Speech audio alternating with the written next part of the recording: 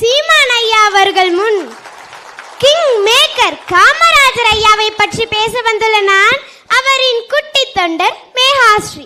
அனைவருக்கும் வணக்கம். நான் முதல்வரானால் அதை செய்வேன் இதை செய்வேன் என்று வாக்குறுதிகளை அள்ளி வீசிய தலைவர் அல்ல காமராஜர். தான் முதல்வரானதற்கு பிறகு அவர் கல்விக்கு ஆற்றிய பணிகள் அளப்பரியது. இன்று போல் இலவசமாக பொருட்களை நம் கையில் கொடுக்காமல் பட்டி தொட்டி எங்கும் பள்ளிக்கூடங்கள் தொடங்கி இலவச கல்வியை நம் கையில் கொடுத்தார். இலவசங்களை பற்றி ஐயாவின் கொள்கையும் கூட அதுதான் என்பது அனைவரும் அறிந்ததே. பள்ளி சீருடை மதிய உணவு தந்தால் தான் படிக்க வருவேன் என்றால் அதையும் செய்கிறேன் என்று கல்விக்கு ஏது தடையாக இருந்ததோ அத்துணையும் தகர்த்தெறிந்தார் நம் கல்வி தந்தை. பணப்பையை பார்க்காமல் மக்களின் இறைப்பையை பார்த்த காமராஜருக்கு மத்தியில் இன்று பணப்பையை பெற்றுக்கொண்டு மதிய உணவு தருகிறோம் என்று பெருமையாக சொல்லிக் கொள்கிறார்கள் சில தனியார் பள்ளிகள். சிபாரிசு என்ற வார்த்தையே பிடிக்காத காமராஜர் அவர்கள் ஒரு முறை தன் நண்பர் அழைத்து வந்திருந்த முதல் பட்டதாரியான சலவை தொழிலாளியின் மகனுக்காக லேப் அசிஸ்டன்ட் பதவிக்காக ஒதுக்கப்பட்டிருந்த 20 சீட்டை முதல்வர் நிதி பணத்தின் மூலம் 25 உயர்த்தினார். தான் உதவியதற்கு காரணம் தன் நண்பர் அழைத்து வந்தார் என்பதற்காக அல்ல. இதுவரை சலவை தொழிலாளியின் வீடு என்று சொல்லப்பட்டது இவன் படித்து முடித்தவுடன் ஒரு மெடிக்கல் ஆபீசரின் வீடு என்று சொல்லப்படும் அல்லவா, அந்த ஒற்றை வார்த்தைக்காக தான் உதவினேன் என்றார்.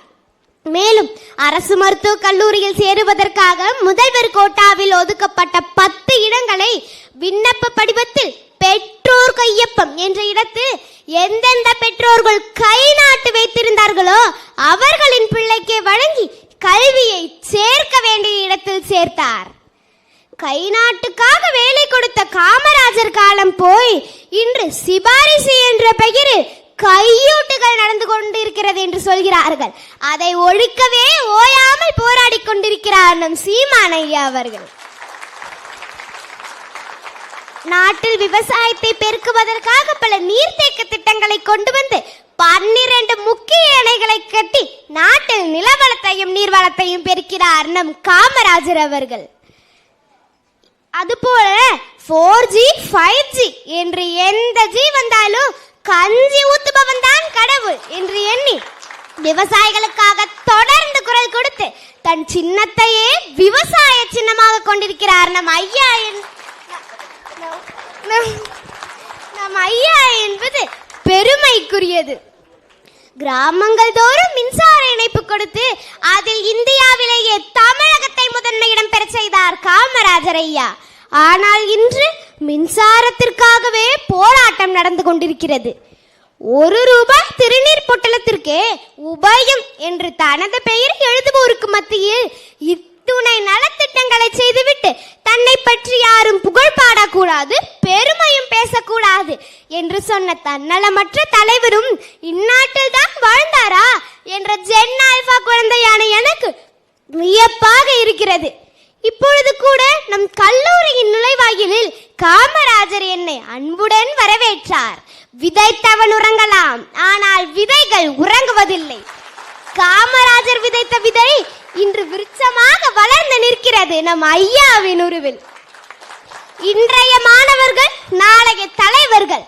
இன்றைய தலைவரான நீங்கள் பசி, பஞ்சம், லஞ்சம், ஊழல், கொலை, கொள்ளை, அடக்குமுறை, ஒடுக்குமுறை, பெண்ணடிமைத்தனம், மதபோது எதுவுமே இல்லாத தூய தமிழகத்தை படைக்க விரும்பினீர்கள்.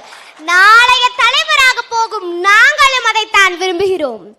காமராஜரின் வழியில் அனைவரும் ஒன்றிணைவோம், வெற்றி நடை போடுவோம், உலகை ஆள்வோம், காமராஜர் ஆட்சியின் பொற்காலத்தை மீண்டும் உருவாக்குவோம் என்று கூறி எனக்கு வாய்ப்பளித்த கல்லூரி நிர்வாகத்திற்கு நன்றிகளை தெரிவித்துக் கொண்டு விடைபெறுகிறேன். நன்றி, வணக்கம்.